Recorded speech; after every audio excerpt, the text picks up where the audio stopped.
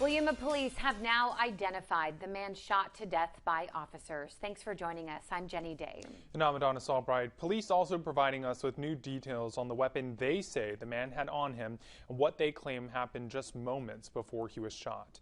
News 11's Samantha Bird joining us live from the scene near 5th Avenue and 9th Street with the latest details. Good evening, Sammy.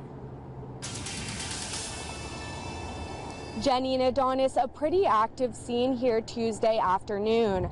Police identifying the man as 34-year-old Felipe de Jesus Herrera Jr. It was confirmed he did have a machete on him at the time when things quickly escalated. And they were just yelling, like, what's your name, drop the weapon.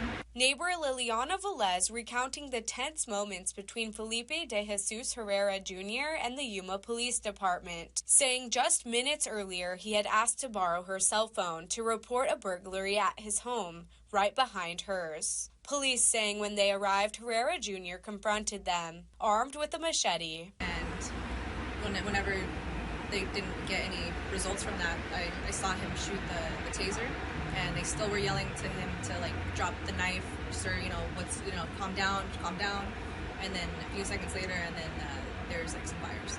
Police telling us they tried to de-escalate the situation multiple times, giving Herrera Jr. commands to drop the machete, while Velez watched from her window. YPD says Herrera Jr. refused all commands and, still armed with the machete, charged at one of the officers. In response, 2 officers filed their duty weapons, striking Herrera Jr. Both officers who shot Herrera Jr. were placed on paid administrative leave, per department protocol, and have both been with YPD for 6 years. What's going to happen is everything will go to the county attorney's office. The county attorney's office will go through it.